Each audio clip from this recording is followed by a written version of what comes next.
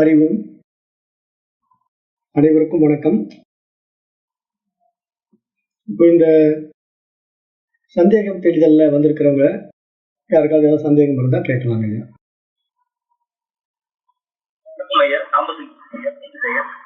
வணக்கங்க ஐயா, சொல்லுங்க ஐயா. இல்லையா, அடிக்கடி நீங்க வகுப்புல குரு பத்தி தான் ஃபர்ஸ்ட் சொல்லியிருக்கேன். அடிக்கடி சொல்லுங்க, நீங்க ஒவ்வொரு வகுப்புலயும் சொல்லுங்க. புதுசா வர மாணவர்கள் வந்து படிக்கும்போது அடிப்படை பாடங்களை கவனிச்சுட்டு படிச்சுட்டு கேள்வி கேளுங்க. அது அடிக்கடி சொல்றதானே எங்களுக்கும் அப்படி தோணுது. தற்போது கொஞ்சம் படிக்கிறேன். சரிங்க. அது உண்மையுமே ஏன்னா ஆத்மபோதம் படிக்கும் போது ரொம்ப சந்தேகம் வரும், கேட்கறது ஒரு கஷ்டமா இருக்கும். அப்ப தத்துவம் படிக்கும் போது நிறைய உண்மைகள் கிடைக்கிறாங்க. இதை சொல்லிக்கிறேன். ஆனா ரெகுலர் கிளாஸ வந்து கேட்கறது பிளஸ் கான்டாக்ட் நீங்க சுத்தி போட்டுனா அப்ப கேட்கும் போது டைம் நிறைய ஒதுக்கி சொல்ல முடியுது. நான் அடிப்படை பாடங்களை எடுத்து படிக்கிறது கொஞ்சம் டிலே தான் எடுத்துக்கிறேன். இன்னும் வாரத்துக்கு ஒரு கிளாஸ் அடிப்படை பாடம் படிக்கிறது கொஞ்சம் இதுவா இருக்கு.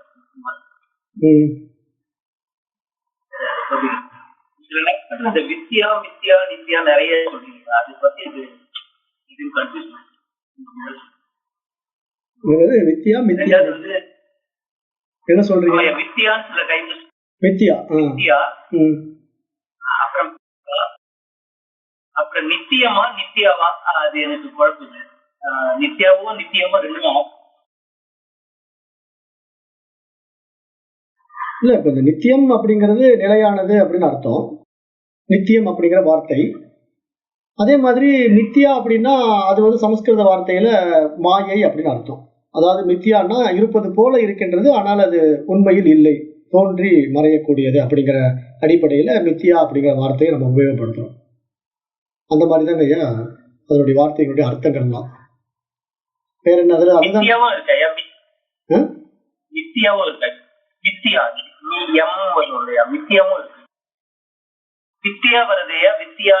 வித்தியா அப்படிங்கிறது வந்து கல்வின்னு அர்த்தம். வித்தியா அப்படிங்கிறது ரொம்ப பேசிக்கா. இப்போ நிறைய ஸ்கூல்ல எல்லாம் பேர் வச்சிருப்பாங்கல்ல, சரஸ்வதி வித்யாலயா, அப்புறம் அந்த வித்யாலயா அப்படின்ட்டு. அந்த மாதிரி வித்யா அப்படிங்கிற வார்த்தை, அது வித்யா அப்படின்னா கல்வி அப்படிங்கிறது அர்த்தம். சமஸ்கிருதத்துல வித்யா அப்படின்னா தமிழ்ல கல்வின்னு அர்த்தம். அதுதான், இதெல்லாம் வந்து சமஸ்கிருத வார்த்தை தான். பட் இதெல்லாம் வந்து ஒரு ஃபெமிலியர் வேர்ட்ஸ் தான். ஏன்னா வித்யா அப்படிங்கிறது ஒரு எல்லாருக்கும் தெரிஞ்ச வார்த்தை. பட் ஆனால் நிறைய பேருக்கு தெரியறது இல்லை, வித்யானா என்னன்னே நிறைய பேருக்கு தெரியல. காரணம் என்னன்னா நம்ம சமஸ்கிருதம் தான் நம்ம சுத்தமா ஒழிச்சிட்டோம் இல்லையா. அப்ப அதனால வித்யானா என்னன்னு தெரியாதனாலேயே தான் நானே இந்த குழுவுக்கு வந்து ஃபர்ஸ்ட் பராவித்யா அப்படின்னு தான் பேர் வச்சிருந்தேன். பராவித்யா அப்படின்னா அந்த பரமனை அறியக்கூடிய கல்வி அப்படின்னு தான் இருந்தது.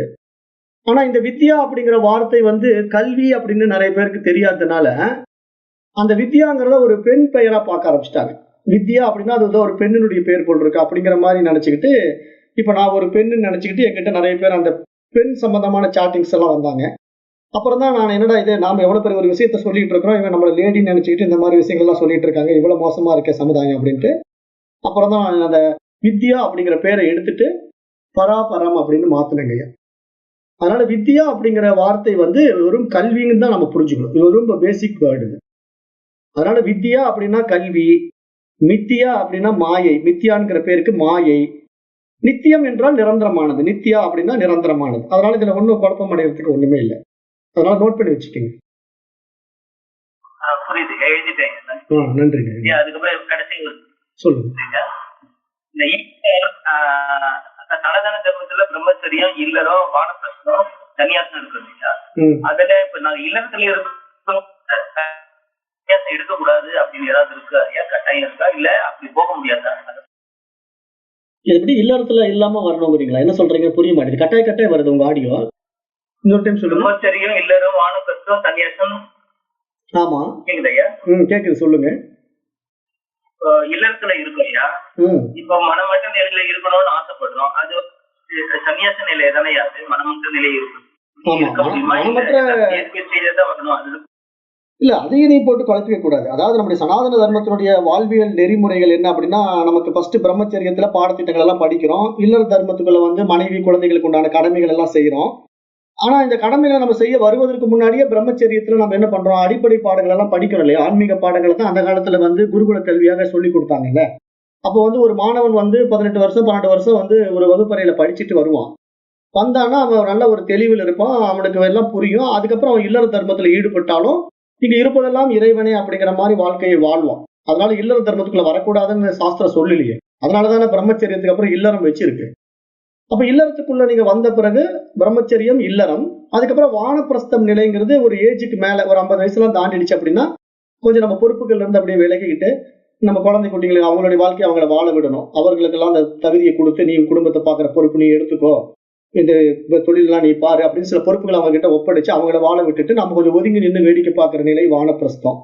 அந்த வானப்பிரஸ்த நிலையில நாம இது மாரி ஆன்மீக பாடங்கள, மற்ற விட்டு போன விஷயங்கள் எல்லாம் இன்னும் கொஞ்சம் தொடரலாம். ஏன்னா, அந்த பிரம்மச்சரியத்துல நம்ம கொஞ்சம் தெரிஞ்சுக்கிட்ட விஷயங்கள மேலும் டச் பண்ணி, நெறைய இன்னும் கொஞ்சம் முன்னேற்றத்துக்கு நோக்கி போகணும். ஈஸ்வர சிந்தனைக்குள்ளேயே வந்துடணும். அப்படி நம்ம ஈடுபட இடையில நமக்கு மனசு நிக்க ஆரம்பிச்சு, முழுமையாகவே அந்த சந்நியாச நிலைக்குள்ள நம்ம போயிடுவோம். இது வந்து அந்த கால வாழ்க்கை முறைய சனாதன தர்மம் அப்படிதான் வலியுறுத்தி கொண்டு வந்தது. ஏன்னா, இது எல்லாருக்கும் செய்கிறதுனால இப்படி கொண்டு வந்தது. பட் இதுல ஒரு சிலர் வந்து இப்போ இந்த பாடத்திட்டங்கள்ல ரொம்ப ஆர்வமா, இப்போ நமக்கு இந்த உலக வாழ்க்கைங்கிறது இப்படித்தாங்கிறதெல்லாம் தெரிஞ்சு போச்சு. பெருசா நம்ம ஆசைப்பட வேண்டாம். எப்பவும் நம்ம அந்த ஈஸ்வர சிந்தனையிலே இருக்கலாம் அப்படின்னு நினைக்கிறவங்க, அப்போ அந்த இல்லற தர்மத்துல இருந்துகிட்டு அந்த யதார்த்தத்தை புரிஞ்சுக்கிட்டு வாழ்ந்தா போதும். அதுவே மனசு வந்து அலைப்பாயாது. ஏன்னா புரிஞ்சு போச்சு இல்ல, யதார்த்தம் புரிஞ்சு போச்சு. அப்போ நாம அப்படியே இந்த பாடத்திட்டங்களை படிச்சுக்கிட்டு வாழ்க்கையை ஒரு புரிதலோட வாழும்போது, அந்த ஆசைகள் இல்லாத நிலையில வாழும்போது, அந்த மனமற்ற நிலையிலேயே அந்த ஈஸ்வர தன்மைக்குள்ளேயே நம்ம இருந்துட்டு இருப்போம். அது நம்முடைய முக்தி நிலைக்கு நமக்கு அது வழிவகுத்துடும். அதனால இங்க சந்நியாசம் அப்படிங்கிறதுக்காக ஏதோ ஒரு ஸ்பெஷல் எஃபர்ட்ஸ் எடுக்கணும் அப்படிங்கிற மாதிரி எல்லாம் கற்பனை பண்ணிக்காதீங்க.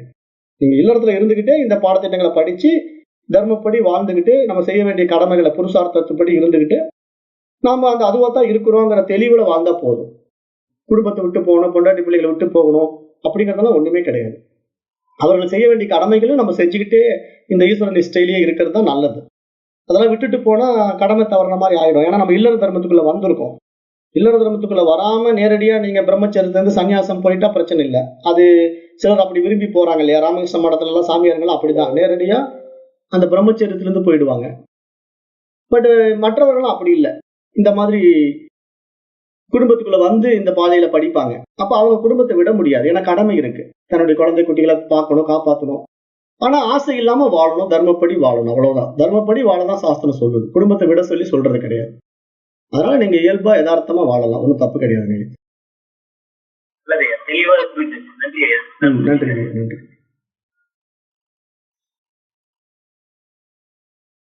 ஐயா வணக்கம். வணக்கம்மா, சொல்லுங்கம்மா. ஐயா இப்ப சொன்னீங்கல்ல 2 வார்த்தை, ஆசை இல்லாம வாழணும், தர்மப்படி வாழணும்னு. ஆமாங்க.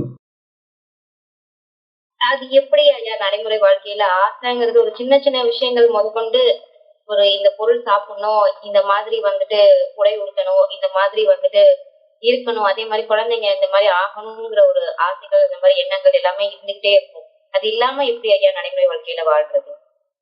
இல்ல, இங்க வந்துமா ஆசை அப்படிங்கிறது நமக்கு தகுதிக்கு மீறி படக்கூடியதுதான் உண்மையா ஆசை. அதாவது யதார்த்தமா நம்முடைய அத்தியாவசிய தேவைகளுக்காக நம்ம வாழ்றது வந்து ஆசைன்னு சொல்ல முடியாது. அது நம்முடைய தேவைகள் தானே. இப்ப உண்ண உணவு, உடுக்க உடை, இருக்க இடம் என்கிறதெல்லாம் வந்து வாழ்வியல் நெறிமுறைகள்ல அங்கீகரிக்கப்பட்ட விஷயமா தானே பாக்குறோம். இல்லற தர்மத்துக்குள்ள ஒரு மனிதனுக்கு வந்து உண்ண உணவு, உடுக்க உடை, இருக்க இடம் இதெல்லாம் தேவை அப்படிங்கிறதுனாலதான் சாஸ்திரம் என்ன சொல்லுது? அறம், பொருள், இன்பம், வீடு.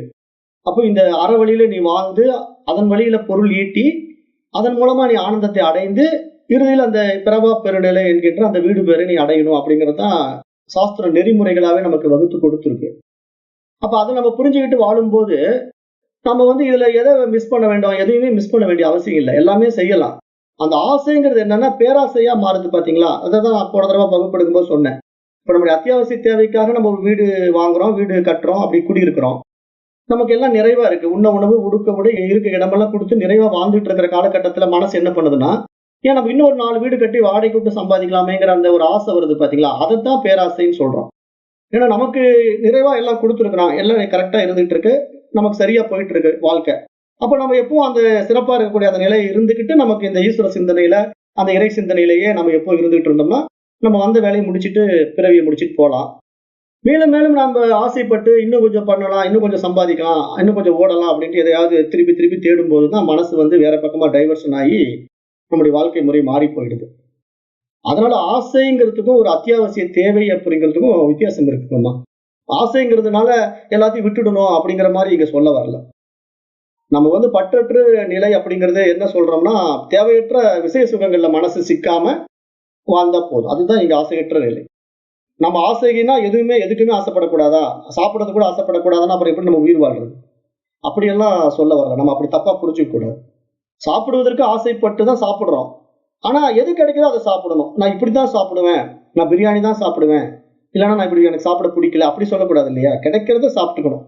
அந்த மாதிரி வாழ்றதுதான் இங்க உண்மையான வாழ்க்கை. அதுதான் புரிஞ்சுக்கணும். அத்தியாவசியத்துக்கும் ஆசைக்கும் உள்ள வித்தியாசத்தை புரிஞ்சுக்கிட்டு வாழ்ந்தா போதும். அடிப்படை தேவைகளை நிறுத்துங்கன்னு என்னைக்கு சாஸ்திரம் சொல்றது கிடையாதுங்க.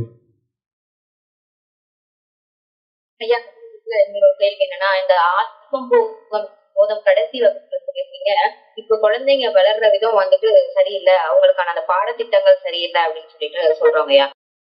எப்படி குழந்தைங்களை வளர்க்கறது அப்படிங்கிறதுக்கு என்ன புக்கை வந்துட்டு படிக்கலாம்? அதே நேரத்துல இப்ப வந்து அந்த குழந்தைங்க இந்த மாதிரி ஆகணும் அந்த மாதிரி ஆகணும்னு நம்ம அந்த ஆசை அந்த கனவு காண்றவங்கள இந்த விஷயம் கூட அந்த பற்றற்ற இருக்கணும். ஏன்னா நாளைக்கு அவங்க எந்த மாதிரி ஆவாங்கங்கிறது அவங்களோட இதுபடிதான் அது நடக்கும். இந்த இடத்துல நான் என்ன கேட்க வரேன்னா, அந்த குழந்தைங்க மேல கூட இப்படி ஆகணும் அப்படி ஆகணும்னு என்ன வைக்காம நம்ம இருக்கணும். அந்த குழந்தைங்களுக்கு எதை சொல்லி எப்படி வளர்க்கணுங்கிற ஒரு இது கேக்குறேங்க ஐயா. நல்ல கேள்விதான். அதாவது இப்போ இன்றைய குழந்தைங்களுக்கு வந்து நம்ம அறவழியில எப்படி வாழ்றதுங்கிறத சொல்லி கொடுக்கணும். அப்ப அந்த அறவழியில வாழ்வதற்கான அந்த தர்ம நெறிகளை சொல்லுவதற்கான புத்தகங்கள் வந்து குழந்தைங்களுக்கு பிடிக்கிற மாதிரி இருக்கணும் இல்லையா? நாம போய் இந்த மாதிரி ஆத்ம போதம் தத்துவ போதம் எல்லாம் கொடுத்தா குழந்தைங்க படிக்காது, அதுக்கு ஒண்ணுமே புரியாது. அப்ப அதனால இந்த சிறு குழந்தைங்களுக்கு பிடிக்கிற மாதிரி படக்கதையில வரக்கூடிய பொம்மைகள் இருக்கிற படங்கள் வாங்கி கொடுக்கும்போதுதான் அதற்கான புத்தகங்கள் வந்து இந்த ராமகிருஷ்ண மடம் எல்லாம் வெளியிடுது. குழந்தைகளுக்கான புத்தகங்களை ராமகிருஷ்ண மடம் வந்து நிறைய போடுறாங்க. அதுல இந்த ராமகிருஷ்ண விஜயம் அப்படின்ட்டு ஒரு சப்ஸ்கிரிப்ஷன் இருக்கு. மாசம் மாசம் பணம் கட்டி படிக்கலாம். 20 ரூபா அந்த புத்தகம். அதை நீங்க வந்து அங்க ராமகிருஷ்ண மடத்துக்கு இங்கிருந்து நீங்க ஒரு மெசேஜ் அனுப்பிச்சீங்கன்னா மெயில் பண்ணா கூட போதும். அதுக்குண்டான 2 மாசத்துக்கு சேர்த்து ஒட்டுக்கா பணம் கட்டிட்டீங்கன்னா மாசம் மாசம் ராமகிருஷ்ண விஜயம் வந்துடும். அதுல வந்து நிறைய கதைகள் இருக்கும். அதாவது குழந்தைங்க படிச்சு புரிஞ்சுக்கிற மாதிரி ஒரு தர்ம வாழ்க்கை வாழ்வதற்கான வழிமுறைகள் அதுல சொல்லப்பட்டிருக்கும். அப்ப அந்த மாதிரி சின்ன சின்ன விஷயங்களை நம்ம ஃபர்ஸ்ட் குழந்தைங்களுக்கு கொடுக்கணும். இதை நீ படிச்சு பாரு, இந்த கதையை படிச்சு என்ன புரிஞ்சுக்கிட்ட சொல்லு அப்படிங்கிற மாதிரி. அதாவது நான் சொல்றது ஒரு பேசிக் குழந்தைங்களுக்கு. கொஞ்சம் இளைஞர்கள் அப்படின்னா அவங்களுக்கு சில விஷயங்கள் புரிஞ்சிருக்கும். அப்ப அதுக்கு தகுந்த மாதிரி புத்தகங்களை நம்ம தேர்ந்தெடுத்து கொடுக்கலாம். அது அவங்களை கூட்டே போகணும். ராமகிருஷ்ண மடத்துக்கெல்லாம் கூட்டு போய் சாதுக்கள் வாழ்ற வாழ்க்கை முறையை காட்டி பாரு, வாழ்க்கைன்னா எப்படி, தர்மம்னா எப்படிங்கிறதெல்லாம் அவங்களுக்கு அதுல அவங்களுக்கு பிடிச்ச புத்தகத்தை அவங்களே செலக்ட் பண்ணி படிக்க வைக்கலாம். இந்த மாதிரி பாடங்கள்லாம் நமக்கு தர்ம வழியில படிக்க வச்சோம்னா அந்த குழந்தைங்க அதை புரிஞ்சுக்குவாங்க. புரிஞ்சுக்கிட்டு வாழ்க்கைனா என்ன, தர்மம்னா என்ன அப்படிங்கிற ஒரு தெளிவுல வாழும்போது தப்பு பண்ண மாட்டாங்க. இப்படித்தான் நம்ம குழந்தைங்களை வந்து சின்ன வயசுல இருந்தே டியூன் பண்ணி வளர்த்தும் போது நல்ல குழந்தைகளா தர்ம குழந்தைகளா அது மாறிடும்.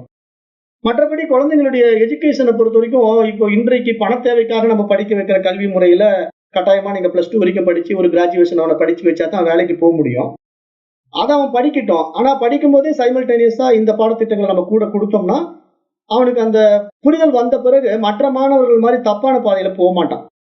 இன்னொருத்தர் தப்பா போனா கூட இவன் திருத்த பார்ப்பான். இந்த மாதிரிலாம் வாழக்கூடாது, இது தவறுப்பா, நான் இப்படிதான் புரிஞ்சுக்கிட்டேன், இதுதான் உண்மையான வழி அப்படின்னு சொல்லி அவன் ஃப்ரெண்ட்ஸுக்கு அவன் அட்வைஸ் பண்ற அளவுக்கு அவன் மற்ற மாணவர்கள் இருந்து மாறுபட்டு காணப்படுவான். அப்ப இந்த மாதிரி நம்ம குழந்தைங்களை நம்ம வளர்த்தி கொண்டு போகும்போது சமுதாயமும் ஒரு நல்ல சமுதாயமா வரும். அப்புறம் அவன் எப்பயும் போல படிச்சு முடிச்சுட்டு கிராஜுவேஷன் முடிச்சுட்டு ஒரு வேலைக்கே போனான்னா கூட செய்யற இடத்துலயும் அந்த வேலையை அவன் தர்மப்படி செய்வான். அற வழியில வாழ்றக்கூடிய ஒரு மாணவன் ஒரு பையன் எப்படி இருப்பான்? தர்ம வழியில வந்ததுனால அந்த பொருள் ஈட்டுவதும் தர்ம வழியில ஈட்டுவான். லஞ்சம் வாங்க மாட்டான், ஏமாத்த மாட்டான், பொய் சொல்ல மாட்டான், திருட மாட்டான். அப்ப இந்த மாதிரி நம்ம கொண்டு போகும்போது நல்ல சமுதாயம் உண்டாகும். அப்ப எல்லோரும் நல்லவர்களா இருப்பாங்க. இந்த உலகம் வந்து சுபிட்சமா இருக்கும். இதைத்தான் ஞானிகளும் மகான்களும் எதிர்பார்க்கறாங்க. ஆனா அந்த மாதிரி ஒரு கல்வியை கொடுக்கறதுக்கு வீட்டுல பேரண்ட்ஸ் தான் முடிவு பண்ணணும். ஏன்னா என்னதான் ஆசிரியர்கள் சொல்லி கொடுத்தாலும் நாம அவங்களை கண்காணிச்சுக்கிட்டே இருந்து அவங்களுக்கு நல்ல விஷயங்களை சொல்லி கொடுத்து வளர்த்தும் போதுதான் நல்ல குழந்தைகளா வர முடியும். ஆசிரியர்கள் வந்து நேரம் இருக்காது. ஏன்னா அங்க 50 மாணவர்கள் 60 மாணவர்கள் படிக்கிற இடத்துல எத்தனை பேர் அவங்க ஃபோக்கஸ் பண்ணுவாங்க? அதனால அவங்கவுங்க அந்த பீரியட் வந்து அவங்க சொல்லி கொடுத்துட்டு போயிட்டே இருப்பாங்க. அப்ப நம்ம வீட்டுல தான் கொஞ்சம் வாட்ச் பண்ணி இந்த மாதிரி விஷயங்கள் எல்லாம் சொல்லி கொடுக்கணுமா. அது மாதிரி படிக்க வச்சாலே போதும், குழந்தைங்க வந்து நல்லா வந்துருவாங்க. அப்படித்தான் நாங்களாம் வந்தோம். ஏன்னா நாமெல்லாம் சின்ன வயசுல இருந்தே ராமகிருஷ்ண புத்தகங்கள் வாங்கி படிப்போம். விவேகானந்தர் யாருன்னு தெரிஞ்சுக்க ஆசைப்பட்டோம்.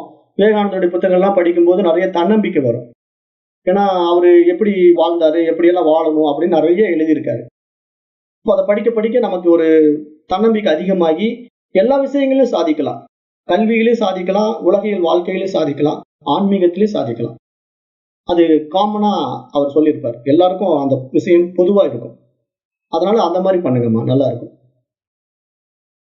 ஐயா அதே மாதிரி இந்த இல்லறவியல் கணவன் மனைவி எப்படி இருக்கணுங்கிறதுக்கு புத்தகம் சொல்லுங்க. அதாவது என்னன்னா, இப்ப அந்த காலத்துல வந்துட்டு கணவர் என்ன நினைக்கிறாரோ என்ன சொல்றாரோ அதுபடி வாழணும், அந்த மாதிரி இருக்கணுங்கிற ஒரு எண்ணம் இருக்கும். ஆனா இப்ப இருக்கிறவங்களுக்கு வந்துட்டு கணவன் கிட்ட ஒரு எதிர்பார்ப்பு, கணவனுக்கு வந்து மனைவி கிட்ட எதிர்பார்ப்பு எப்படின்னு இருக்குது. அது பூர்த்தி அடையாத போது நீங்க கூட சொல்லியிருந்தீங்க நிறைய டைவர்ஸ் கேஸ் எல்லாம் இந்த மாதிரி இருக்குது அப்படின்னு சொல்லிட்டு. சோ ஒரு கணவன் மனைவி ஒரு குழந்தைய வளர்க்குறாங்கன்னா அவங்க எப்படி இருக்கணுங்கிறதுக்கு ஒரு புத்தகம் சொல்லுங்க. அது ஒரு உதாரணமா ஒரு கதை கூட சொல்லலாம். அதுக்காக நான் கேக்குறேன். இல்ல, அதாவது கணவன் மனைவி உறவு அப்படிங்கிறத விட வாழ்க்கையினுடைய யதார்த்தத்தை நம்ம எப்படி வாழணும் அப்படிங்கிறதுக்கு உங்களுக்கு இந்த பதஞ்சலி யோக சூத்திரத்திலேயே நான் நிறைய விளக்கங்கள் கொடுத்துருக்கேன்மா. பதஞ்சலி யோக சூத்திரம் அப்படின்னு ஒரு புத்தகம் இருக்கு. அதுல வந்து 3 பாதங்கள் இருக்கு. சாதனா பாதம், சமாதி பாதம், விபூதி பாதம், அப்புறம் 4வதா கூட ஒரு பாதம் இருக்கு, கைவல்ய பாதம்ட்டு. அதுல இந்த 2 பாதங்கள், சமாதி பாதம், சாதனா பாதம்ங்கிற 2 பாதங்கள்ல அதாவது பதஞ்சலி முனிவர் வந்து ஒரு யதார்த்தத்தையே கரெக்டா பேசுவார். இந்த மனம் வந்து எப்படி எல்லாம் ஈர்க்கப்படுது, எதுலெல்லாம் போய் சிக்குது, அதுல எப்படி நம்ம விடுபட்டு சரியானபடி வாழணும், அந்த மனம் வந்து நம்மள எப்படி எல்லாம் லாக் பண்ணும், அப்போ அந்த சித்தத்துல அந்த விருத்திகள் உண்டாகாம நம்ம எப்படி தடுக்கணும் அப்படிங்கிற நிறைய வழிமுறைகளை பதஞ்சலி முனிவர் சொல்றதை விட வேற யாரும் சொல்ல முடியாது. அவ்வளவு அருமையா ஒரு சித்த விருத்தி நிரோதகா அப்படின்ட்டு ஆரம்பிப்பாரு முதல்ல. ஆனா அதை வந்து பொதுவா இந்த யோகா மாஸ்டர் என்ன பண்ணுவாங்கன்னா, இந்த பதஞ்சலி யோக சூத்திரத்தை வந்து ஒன்லி பிசிக்கல் ஆக்டிவிட்டிஸா கொண்டு போயிடுவாங்க. அதாவது யோகான்னா ஏதோ கையை கால ஆட்டுறது, மூக்குல மூச்சு பயிற்சி பண்றது அப்படிங்கிற மாதிரி. ஆனா அங்க சித்த விருத்தி நிரோதகாவில் அவர் ஆரம்பிச்சு மனசைத்தான் பேசுவார். கம்ப்ளீட் மைண்ட் டாபிக் தான். மனசு எங்கெல்லாம் மாட்டுது, எங்கெல்லாம் ஈர்க்குது, எங்கெல்லாம் போய் சிக்குது, எப்படி அதுக்கு ஆசை வருது, அதனால கணவன் மனைவி உறவுல என்ன மாதிரி பிரச்சனை வருது அப்படிங்கிற அத்தனை விஷயங்களும் பதஞ்சலி யோக சூத்திரத்துல பதஞ்சலி முனிவரே பேசியிருக்காரு. அதை வந்து நான் எளிமையா தமிழாக்கம் பண்ணி உங்களுக்கு தமிழ் நூலாவும் கொடுத்துருக்கிறேன். அதே மாதிரி ஆடியோவும் இருக்கு. நம்முடைய வெப்சைட்ல இருந்து டவுன்லோட் பண்ணி கேட்டு பாருங்க. அதே உங்களுக்கு போதும். இல்லற தர்மமும் அதுல அருமையா சொல்லப்பட்டிருக்கும். அதை படிச்சு பாருங்க. ஐயா கடைசியா இன்னும் ஒண்ணு மட்டும். அதாவது என்னன்னா, இப்ப இருக்கிறவங்க வந்துட்டு அந்த குழந்தைங்க சிபிஎஸ்சில படிச்சாதான் நல்லா வரும், கவர்மெண்ட் ஸ்கூல்ல படிச்சா நல்லா வராது அப்படிங்கிற ஒரு மாயைக்குள்ள இருக்காங்க. எனக்கு இதுல என்ன உதாரணம் கேக்குறேன்னா, நானு இந்த மாதிரி பள்ளிக்கூடத்துல படிச்சவங்களும் இந்த காலத்திலயும் எப்படி இருக்காங்க, எப்படி வராங்க, அதுலயும் படிச்சாலும் அவங்களால எந்த அளவுக்கு அவங்களால முன்னேறி ஷைன் ஆகி வர முடியும் அப்படிங்கிறது இது எனக்கு ஏற்கனவே தெளிவு இருக்குது. நான் வந்துட்டு சாதாரணமா படிச்சாலும் அவங்களோட எதிர்காலம் அவங்க கையில இருக்கு. அவங்க வளர்ற விதத்துலயும் அவங்க கத்துக்கிற விதத்துலயும் அவங்க வர்றாங்கன்றது. இருந்தாலும் இத பத்தி திருப்பி சொல்லுங்க. இல்ல, நம்ம இந்தியன் எஜுகேஷன் சிஸ்டம் பொறுத்த வரைக்கும் ஸ்டேட் போர்டு இருக்கு, மெட்ரிகுலேஷன் இருக்கு, சிபிஎஸ்இ இருக்கு. பட் எதுக்காக எந்த சிஸ்டத்துல நம்ம படிக்கணுங்கிறது பேரண்ட்ஸுக்கு ஒரு அடிப்படை அறிவு இருக்கணும். இப்போ வந்து ஸ்டேட் போர்டுங்கிறது வந்து நம்முடைய தமிழ்நாடு அரசு கொடுக்குது அப்படின்னா, தமிழ்நாடு அரசினுடைய கல்வி திட்டம் வந்து ஒரு மாணவர்களுக்கு எந்த மாதிரி கல்வியை கொடுக்கும் அப்படிங்கறத நம்ம அவங்களுடைய சிலபஸ் எடுத்து பார்க்கணும். ஒரு அப்பா அம்மா என்ன பண்ணணும், தன்னுடைய குழந்தையை கொண்டு போய் 10th ஸ்டாண்டர்ட்ல சேர்த்துறாரு, அது 8th ஸ்டாண்டர்ட்ல சேர்த்துறாருனாலும் அவன் 8th ஸ்டாண்டர்ட்ல என்ன மாதிரி பாடங்கள் எல்லாம் வருது அப்படிங்கறது ஒரு மாணவனுடைய புத்தகத்தை வாங்கி ஒரு அப்பா அம்மா அதை படிச்சு பார்க்கணும். என்ன சொல்லிட்டு இருக்காங்க, எப்படி சிலபஸ் போயிட்டு இருக்குன்னு பார்த்துட்டா அது பரவாயில்ல, நல்லா இருக்கு அப்படின்னு தெரிஞ்சா நம்ம அந்த ஸ்டேட் போர்ட் சிலபஸ்ல நம்ம குழந்தைய கொண்டு போய் விடலாம். இல்ல அந்த ஸ்டேட் போர்ட் சிலபஸ் வந்து ரொம்ப புவரா இருக்கு, நம்ம எதிர்பார்க்கிற மாதிரி சப்ஜெக்ட் அதுல இல்ல, இதனால நம்ம குழந்தைக்கு பெரிய நாலேஜ் வராது அப்படின்னு நீங்க ஃபீல் பண்ணீங்கன்னா அப்புறம் மெட்ரிகுலேஷன் சப்ஜெக்ட் பார்க்கணும். மெட்ரிகுலேஷன் சப்ஜெக்ட் ஒரு மாதிரி போகும், அதுல வந்து உங்களுக்கு அது பரவாயில்லையா அப்படின்னு பார்க்கணும். ஏன்னா இங்க வந்து இன்னைக்கு பொறுத்த வரைக்கும் எஜுகேஷன் சிஸ்டம் என்ன ஆயிடுச்சு, நம்ம கம்ப்ளீட் எப்படி மணி ஏர்ன் பண்றதுங்கிறத தான் அதிகமா ஃபோக்கஸ் பண்ணுது. அதாவது ஒழுக்க நியதிகள் அதுல அதிகமா இல்ல. இப்போ நம்முடைய ஸ்டேட் போர்ட் சிலபஸ்லயே கூட நீங்க எடுத்துக்கிட்டீங்கன்னா 1ஆம் கிளாஸ்ல இருந்து 5ஆம் கிளாஸ் வரைக்கும் குழந்தைங்களுக்கு வந்து அடிப்படையான அந்த ஆன்மீக விஷயங்களை உள்ள கொடுக்கணும். அப்படி கொடுக்கறது இல்லை நம்ம ஸ்டேட் போர்ட்லயும் இல்ல, மெட்ரிகுலேஷன்லயும் இல்ல. அப்ப இது ரெண்டும் வந்து நம்ம காமனா ஒரு ஸ்டேட்டுக்குள்ள இருந்து செய்யக்கூடிய விஷயமா இருக்குது. சிபிஎஸ்சியை பொறுத்த வரைக்கும் எதுக்காக கொடுத்துருக்காங்கன்னா, இப்போ கவர்மெண்ட் ஜாப்ல இருக்கிறவங்க வந்து டிரான்ஸ்பர் ஆகிறதுக்காக ஈஸியா இருக்கட்டும் தான் சிபிஎஸ்சி சிலபஸே கொடுக்குறாங்க. ஏன்னா சிபிஎஸ்சி வந்து இந்தியா பூரா காமனா இருக்கும். இப்போ மெட்ரிகுலேஷன் கூட பாத்தீங்கன்னா ஒவ்வொரு ஸ்கூல் வைஸ் மாறும். ஒரு ஸ்கூல்ல வந்து ஒரு மாதிரி சிலபஸ் இருக்கும், வேற ஸ்கூல்ல வேற மாதிரி சிலபஸ் இருக்கும். ஏன்னா அவங்க வந்து அவங்கவுங்க ஸ்கூலுக்கு தகுந்த மாதிரி அதை மாத்திக்குவாங்க. அதுக்கெல்லாம் கவர்மெண்ட் பர்மிஷன் கொடுத்துருக்கு. நீங்க உங்களுடைய புக்ஸை நீங்களே போட்டுக்குங்க, நீங்க பிசிக்ஸ்ல இருந்து என்ன மாதிரி சப்ஜெக்ட் 10th கொடுக்கணுமோ கொடுத்துக்குங்க அப்படின்னு சொல்லிடுறாங்க. அதனால இவங்க என்ன பண்ணுவாங்கன்னா, அதிகமா 10th +2 வந்து எந்த மாதிரி கொஸ்டின்ஸ் கேட்கப்படுதோ அந்த மாதிரி கொஸ்டின்ஸை ஃபோக்கஸ் பண்ணி சிலபஸை மாத்திக்கிறாங்க, டீச்சர்ஸே மாத்திக்கிறாங்க. அதனால நீங்க பாத்தீங்கன்னா மெட்ரிகுலேஷன் ஸ்கூல்ல வந்து படிக்கும்போது அந்த ஸ்கூல் புக்ஸ் தான் நீங்க வாங்கி படிக்கணும். வேற ஸ்கூல் புக்ஸ் வாங்கினா அதுல மேட்ச் ஆகாது, அந்த மாதிரி சொல்லுவாங்க. சிபிஎஸ்சி என்ன பண்றாங்கன்னா இந்தியா பூரா ஒரே சிலபஸா கொடுத்துட்டாங்க. அது எதுக்குன்னா, நீங்க இப்போ தமிழ்நாட்டுல இருந்து திடீர்னு மும்பைக்கு டிரான்ஸ்பர் ஆறீங்கன்னா, இப்போ உங்க பையன் வந்து இங்க தமிழ்நாட்டுல படிச்சுட்டு இருப்பான் சப்ஜெக்ட். அவனை திடீர்னு நீங்க ஒரு 6 மாசம் படிச்சுட்டு இருக்கும்போதே டிரான்ஸ்பர் ஆகி நீங்க டெல்லி போயிட்டீங்க அல்லது மும்பை போயிட்டீங்கன்னா, அவன் போய் அங்க உட்காந்து புதுசா வேற சப்ஜெக்ட் எடுத்து படிக்க முடியாது. ஏன்னா அந்த ஸ்கூல் சப்ஜெக்ட் வேற மாதிரி இருக்கும் மெட்ரிகுலேஷன்ல. அப்ப தடுமாற்றம் வந்துடும், அவன் வந்து கன்ஃபியூஷன் ஆயிடுவான். அப்படிங்கிறதுக்காக சிபிஎஸ்சி கொண்டு வரப்பட்டது. அப்ப நம்ம பேரண்ட் தான் இதை புரிஞ்சுக்கணும். அதாவது எதுக்காக நான் அந்த குழந்தைய சிபிஎஸ்சில போடுறேன், எதுக்காக நான் மெட்ரிகுலேஷன்ல போடுறேன் அப்படிங்கிற அடிப்படை அறிவு அப்பா அம்மாவுக்கே இல்லை. அவங்க என்ன நினைச்சுக்கிறாங்கன்னா, இன்னைக்கு பகட்டுக்கும் பெருமைக்கும் சிபிஎஸ்சில படிச்சா என் பையன் பெரிய ஆளு, மெட்ரிகுலேஷன்ல படிச்சா மீடியமான பையன், ஸ்டேட் போர்ட்ல படிச்சா ரொம்ப புவர் பையன் அப்படிங்கிற மாதிரி மைண்ட் செட் வந்து கிரியேட் பண்ணிருக்காங்க. காரணம் என்னன்னா, மணி மைண்டடா இருக்கிறதுனால ஸ்டேட் போர்ட்ல பெருசா கலெக்ஷன் இருக்காது. நீங்க ஒரு கவர்மெண்ட் ஸ்கூல்லயோ ஒரு பிரைவேட் ஸ்டேட் போர்ட் ஸ்கூல்லயோ சேர்த்துனீங்கன்னா வெறும் ஒரு 5000 ரூபாய் இருந்தா போதும், அந்த பையனை படிக்க வச்சிடலாம். ஆனா மெட்ரிகுலேஷன் போனீங்கன்னா ஒரு 25,000 ரூபாய் ஒரு 6 மாசத்துக்கு ஒரு ரூபா கட்ட வேண்டியிருக்கும். அதுவே நீங்க சிபிஎஸ்சி போனா லட்சக்கணக்கில் தேவைப்படுது. அப்ப இந்த மாதிரி தான் சப்ஜெக்ட் வைஸ் வந்து மணி மைண்டடா போகுதுமா. இதெல்லாம் நம்ம வந்து பேரண்ட் தான் புரிஞ்சுக்கிட்டு நமக்கு என்ன மாதிரி எஜுகேஷன் கொடுக்கலாம் அப்படிங்கறத, நீங்க பொருளாதாரத்துக்காக கொடுக்கக்கூடிய இந்த கல்வி முறைகளை அவங்க எப்படி கொண்டு போறாங்களோ அப்படித்தான் நம்ம கொண்டு போக முடியும். நாம தனிப்பட்ட முறையில ஒன்றும் செய்ய முடியாது. அது ஸ்கூல் சிஸ்டம் அது. ஏன்னா நம்ம கவர்மெண்ட் அப்படித்தான் கொடுத்துருக்கு. நாம என்ன செய்யணும்னா, சைமல்டேனியஸா அவங்க என்னமோ படிக்கட்டும், பொருளாதாரத்துக்காக படிக்கட்டும், ஸ்கூல்ல சொல்றது சொல்லி கொடுக்கட்டும். ஆனா நாம சைட்ல நம்ம குழந்தைக்கு ஒழுக்கமான பாடங்களை கொடுத்துடுவோம் அப்படிங்கிற மாதிரி கொடுக்குறது தான் நீங்க இந்த மாதிரி புத்தகங்கள்லாம் வாங்கி கொடுக்கணும். விவேகானந்தருடைய புத்தகங்கள், ராமகிருஷ்ண பரமஹம்சருடைய புத்தகங்கள், ரமண மகரிஷியுடைய புத்தகங்கள், இந்த மாதிரி ஞானிகள் மகான்கள் எல்லாம் என்ன மாதிரி சொல்லியிருக்காங்க, என்ன அறிவினை நமக்கு வழங்குறாங்க அப்படிங்கிறதுக்கு அந்தந்த வயசு குழந்தைக்கு தகுந்த மாதிரி புத்தகங்கள் இருக்கு. ஒரு 5 வயசு குழந்தைக்கு என்ன மாதிரி பாடம் கொடுக்கணும், படக்கதை கொடுக்கணும். படக்கதை குடிச்சா தான் அவனுக்கு படிச்சா புரியும். அப்ப அவனுக்கு ஒரு 6வது படிக்கிற பையன், 7வது படிக்கிற பையனுக்கெல்லாம் படக்கதை புத்தகம் வாங்கி கொடுக்கலாம். 10வது வரும்போது அவனுக்கு தகுந்த மாதிரி, அறிவுக்கு தகுந்த மாதிரி புத்தகங்களை வாங்கி கொடுக்கலாமா? இதெல்லாம் நாம தான் தீர்மானம் பண்ணிக்கணும். அப்பா அம்மா தான் முடிவு பண்ண வேண்டிய விஷயமா இருக்குதுமா. வேற என்னங்கம்மா? அதாவதுங்கய்யா, இது வந்துட்டு நம்மளோட பொருளாதாரத்தை பொறுத்தும் தான் நம்ம இந்த மாதிரி ஒரு இதை சூஸ் பண்றதுமே.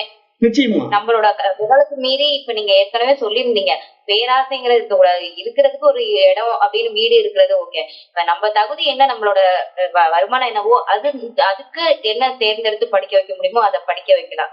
அதை மீறி நம்ம அதை செய்யும் போது அதுக்கான இதை அனுபவிக்க வேண்டியதா இருக்கு. கண்டிப்பா கண்டிப்பா இதை நீங்க புரிஞ்சுக்கிட்டா போதும். ஏன்னா இப்போ நம்முடைய நாட்டின் ஜனாதிபதியா வாழ்ந்த அப்துல் கலாம் சாதாரண ஸ்டேட் போர்ட் ஸ்கூல்ல படிச்சவர் தானே.